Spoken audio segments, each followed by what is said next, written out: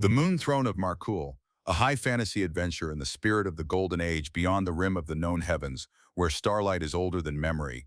A lone ship raced through the storm veins of eternity. Her name was the Horizon Crown, last vessel of the Skyward League, and at her helm stood a man who had defied both gods and death.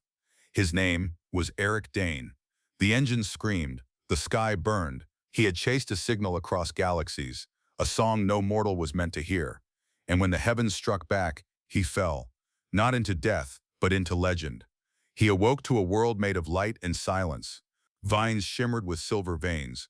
Rivers glowed crimson beneath twin moons that watched like patient gods. His ship lay broken, his tools were useless. He stood alone amid the beauty of ruin. Still breathing, he muttered, "Guess the universe isn't done with me yet." But unseen eyes already watched him from the trees. And the jungle of Markul did not suffer trespassers. They came swift as ghosts, the Tiranu warriors of the vine. Their skin was bronze, their eyes molten amber, their bodies painted with living light. Their spears hissed through the mist. "I don't want trouble," Aric said, raising his hands. Then dryly, "But trouble's got a habit of finding me first." A blow struck from behind. The world went dark. When he awoke, he was bound in vines that pulsed faintly, alive with their own heartbeat. Out of the jungle rose Thularara, a city not built but grown. Vines spiraled skyward to cradle towers of luminous stone, and atop them all shimmered the Moon Throne, a temple that touched the heavens. There upon its highest terrace she waited, Serindra, the Silver Queen. Her eyes shone like liquid moonlight. Her voice carried the weight of stillness. "You are the one who fell from the heavens," she said. "Stars don't whisper," Aric replied. "They burn." "Then perhaps you are both," she said softly. "Flame and fall." And in that moment, the fate of worlds shifted. As quietly as a breath, days passed beneath silver moons.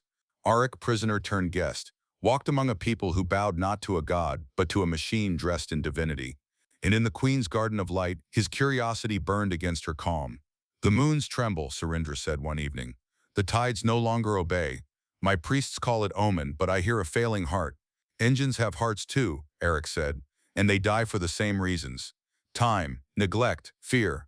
She looked at him then, not as queen to captive, but as one solitary being to another. Between goddess and man hung a silence, not of fear but of understanding. One night she led him beneath her throne. Hidden stairs descended into the heart of the world. Light bled through crystal walls. Machines older than memory hummed like dreams half remembered. Aric stared, awed and troubled. "This isn't divinity," he whispered. "A fusion core, holding your moons in balance." Serindra's voice trembled. "Then I am not goddess, only caretaker." He looked at her gently. "Caretakers keep worlds alive. If this fails, your world dies. So do you. My life is bound to its pulse," she said quietly. "To save them, I must keep the illusion alive, or perish with truth." "Then you're more human than you think," Aric said. "But faith has its guardians." And high above, a serpent in the robes of a priest began to whisper. "The sky devil corrupts her purity," hissed Vorun, "high priest of the hollow star. The false one must burn. The goddess must be restored." And thus began the slow death of paradise. Together, the queen and the sky captain labored to awaken the heart of Markul. Light surged through the city. The moons brightened in their dance. Crowds fell to their knees. The faithful called it miracle. The wise called it heresy. And the man called Aric Dane simply called it hope. The moons of Markul drifted in perfect silence above the city. Silver light spilled through vine-woven towers. Beneath that quiet brilliance, Aric Dane walked with the woman who called herself queen. Every night, the hum of the fusion core pulsed faintly beneath his feet, a heartbeat for a world that did not yet know it was dying. Serindra moved beside him, her steps weightless on the crystal paths. "I've listened to them since I could speak," she said softly. "The moons, their voices have always been steady. But now," she paused, looking skyward, "now they sound afraid. Or maybe," Aric said, "they're warning you." He smiled faintly, trying to keep the weight of awe from his voice. "I used to hear engines like that. Old ones. When they're about to fail, they start to sing." Her gaze returned to him, curious, luminous. "You speak as though machines are alive." "They are," he said, "same as people. They just don't lie about what they need." For a long moment, neither spoke. The garden breathed around them, full of light and the low music of flowing water. At last she whispered, "If the moons fall, my people will lose faith. They need their goddess." "And you?" Aric asked. "What do you need?" She turned away. "I need to keep them alive." Rolvin, that night, the queen led him once more beneath the moon throne. They descended into the hidden heart of Thulara. The air grew heavy with warmth and the scent of ozone. Crystals lined the walls, pulsing gently like veins of light. Below them, the great core waited, immense, wounded, breathing light through cracks no one had dared to see. Aric stared in silence, his breath catching. "This is older than your city," he murmured. "Older than your people. You've been feeding a dying star." Surendra's hand trembled against the railing. "My priests call it the first light. They say the gods left it to us. I thought that was a story." He shook his head. "No story lasts this long without a reason. You've been living inside someone else's machine." She stepped closer, her voice nearly a whisper. "Then what am I?" Aric looked at her, really looked, and saw both divinity and fear. "You're the one holding it together," he said, "and that makes you real." For a time, hope returned to Thulara. Aric repaired conduits with metal torn from his wrecked ship. Surendra channeled power with a touch of her hands. Light filled the towers once more. Children laughed in streets that had gone dark for generations. But in the temple above, shadows gathered. The high priest Voron watched, eyes burning with something colder than faith. "The Sky Devil teaches her blasphemy," he hissed to his followers. "He unbinds her heart. The hollow star shall rise anew," and his words spread like poison through the city. Days later, as dawn stained the clouds red, Surendra stood with Aric on her balcony. The horizon shimmered with stormlight. "What am I, Captain?" she asked quietly. "A woman or a weapon?" Aric leaned against the marble rail, exhaustion softening his voice. "Both," he said, "but only you get to choose which one leads." Her lips curved in something not quite a smile. "I think that's what frightens them. Choice." He nodded. "It always does." Above them, the twin moons trembled as though listening. Wadalad complied. That night, the faithful rose in fury. Flames licked the temple steps.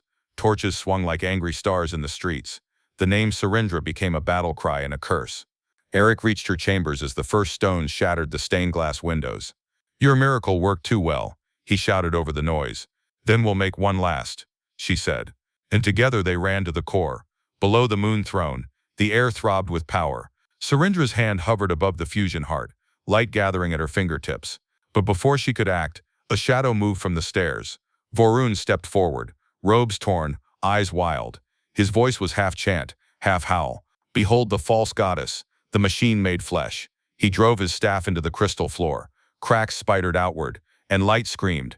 The walls erupted with projections, echoes of Surendra herself, countless and cold. One stepped forward, glowing like glass.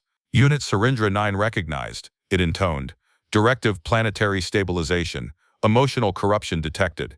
Surendra stared at the apparition, her voice breaking. "I know," Aric said, gripping her shoulders. "You're alive. You made choices. Machines don't do that." But Vorun's laughter drowned him out. "False light. You hear the truth from her own mouth." He raised his staff again, slamming it down. The reactor flared, searing light tearing across the chamber. The world itself seemed to shudder. "Aric," she cried. "You've doomed them all," he shouted back. Vorun's eyes burned like twin suns. "Doom is deliverance." He plunged the staff deeper. The core screamed, a sound like all creation fracturing at once. The moons dimmed. The floor split. Surendra turned to Aric, tears cutting trails through her shining skin. "To save them," she said, "I must return to the heart. There has to be another way." Aric shouted, but she was already stepping into the light. "There never is," she whispered, "for gods or men." The radiance swallowed her. For an instant, everything went still. Then the core pulsed, once, twice, and the world exhaled. Above Thulara, chaos reigned. The people screamed beneath a crimson sky. The moons bled light, dragging tides to the heavens. And in that moment, one god was gone, and another was born. The heavens turned against KUL. The twin moons, once graceful in their eternal dance, began to drift apart like wounded hearts. Tides climbed the skies, mountains split, rivers burned silver in the night, and far below, in the ruins of the palace, Aric Dane ran through a storm made of light. "Get them out," he roared to the terrified guards. "Evacuate the lower city. Move." They stared in awe and confusion, uncertain whether to obey a man of flesh when their goddess had just turned to radiance. He pushed past them. "Go, now." The world groaned beneath his feet. He could hear it, the slow tearing of the moons as they pulled against one another. He thought of Surendra, her last look before she stepped into the heart, and it drove him onward. The hollow star had awakened. The heavens turned against KUL. The twin moons, once graceful in their eternal dance, began to drift apart like wounded hearts. Tides climbed the skies, mountains split, rivers burned silver in the night, and far below, in the ruins of the palace, Aric Dane ran through a storm made of light. "Get them out," he roared to the terrified guards. "Evacuate the lower city. Move." They stared in awe and confusion, uncertain whether to obey a man of flesh when their goddess had just turned to radiance. He pushed past them. "Go, now!" The world groaned beneath his feet. He could hear it, the slow tearing of the moons as they pulled against one another. He thought of Surindra, her last look before she stepped into the heart, and it drove him onward. High above the collapsing streets, within the temple where faith had turned to fire, Vorun stood reborn. His robes hung in tatters, his eyes glowed with unholy brilliance. Energy crawled across his skin like living lightning. "I am the hollow star," he cried, voice echoing through every tower and canyon. "The goddess is ash. The world is mine to remake." The air trembled as if the planet itself recoiled. Aric burst through the broken archway of the moon-throne chamber. Wind howled through shattered glass. Vorun hovered amid the storm, haloed in green flame. Aric raised his weapon, an old, scorched sidearm salvaged from the wreck of the Horizon Crown. "Come down, priest," he shouted. "If you want a god's war, try one with teeth." Vorun's laughter rolled like thunder. "You dare challenge divinity?" "I've made a habit of it," Aric growled, firing.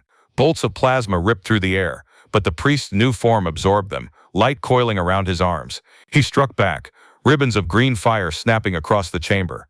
Aric dove behind a pillar as the stone turned molten where he'd stood. Outside, the sky split open. The moons dragged the oceans into the clouds. KUL was dying. In the chaos of battle, a single voice rose through the noise, soft, familiar, filled with impossible warmth. "I am still here," Surindra whispered. Her light poured through the shattered core, forming around her like dawn shaped into flesh. She was half woman, half starlight, her body translucent, her hair a halo of living silver. Aric stared, disbelief and hope colliding in his chest. "You came back." Her smile flickered like a spark. "I never left." Vorun recoiled. "Blasphemy! You are a phantom, a corruption." She turned to him, calm and radiant. "I am what your faith forgot, mercy." The light around her deepened, bright silver threading with crimson flame. Together she and Aric faced the monster faith had made. "Ready?" Aric asked quietly. "Always," she said. They charged. His weapon sang. Her light cut through darkness like a blade of grace. Vorun's screams filled the chamber as green fire met silver radiance. Steel clashed with sanctity. Every blow echoed through the dying world. At last their powers collided in a burst that shattered the temple's crown. For an instant the entire city saw it, a star reborn above the horizon.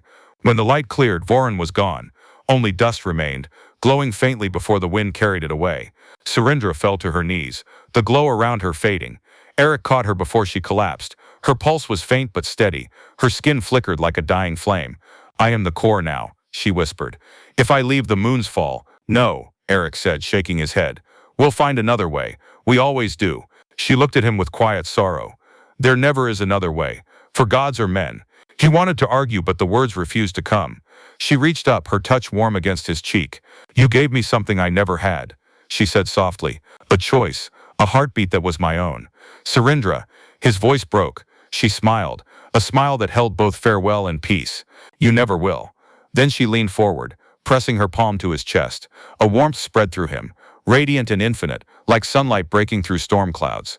Light poured from her body, rising upward, filling every crevice of the moon throne. The city shook, and the moons slowly realigned, their chaos stilled by her sacrifice. Aric could only watch as her form dissolved into pure brilliance. The radiance expanded, consuming the temple in a flood of gold and silver. When it faded, the world was silent. The moons hung steady once more, and Surindra was gone. Morning came, not silver but gold. The city lived. The goddess was gone. A child's voice rose from the crowd below. "Will the queen come back?" Aric, standing among the ruins, looked up at the balanced moons. "She never left," he said softly. He turned from the temple and walked into the dawn. Time passed. He rebuilt what he could. A ship, a soul, a reason to keep moving. He named his new vessel the Silver Queen. When the winds were kind, he rose once more into the sky. Above him the moons watched in silence, steady in their new rhythm. Below, the people sang songs not of fear, but of gratitude. Songs of Surindra the kind, the light that learned to love. The vines that once bound the city now flowered in the open air, silver leaves glinting beneath golden dawns. Children ran where priests once knelt. The songs that echoed through the streets were not hymns of fear, but melodies of thanks, soft, human, and alive. They sang of Serindra the kind, the light that learned to love, and of the sky captain who taught the stars how to listen. High above the jungle canopy, on a cliff of obsidian stone, Aric Dane worked alone. The wind tugged at his coat, whispering through tools and cables scattered around the frame of a ship reborn.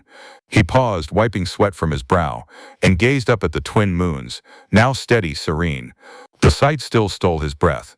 Every time, he set a small circlet into the ship's console. It pulsed faintly, a heartbeat preserved in light. The glow spread through the panels, and the engines answered with a low, familiar hum. Every world has its dawn, he murmured. And its dusk. He smiled to himself, a quiet curve of weariness and peace. This would be his final flight. He could feel it. Before sunrise, the Silver Queen rose from the cliffs. Engines flared pale gold, scattering leaves like sparks. Below, the people gathered, shading their eyes, waving until the ship became a star. A child's voice drifted upward through the morning air. Will you find her again? Inside the cockpit, Aric's hands rested on the controls. He smiled, not to the child, not even to the world below, but to the voice that lived inside his memory. If the stars are kind, he whispered. KUL dwindled behind him, a sphere of green and silver, an endless ocean. He watched until even its light became a thread in the dark. Then the hum inside the cockpit changed. A soft flicker crossed the console. The circlet glowed brighter, and a voice, gentle, melodic, filled the cabin. Even starlight, Serindra said, her words like the sigh of distant wind, must fall to be seen. Aric closed his eyes. The ache in his chest became something lighter. Then I'll fall forever, he answered. The Silver Queen cut through the clouds of nebulae, her trail a ribbon of gold. Beyond the horizon, a new light bloomed, a nebula shaped like a crown, burning quietly against the void.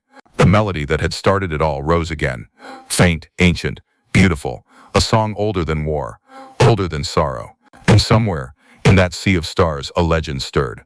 Some say his ship still crosses the heavens. Perhaps it is true, for legends like moons never truly fall. They rise again, in the hearts of those who remember.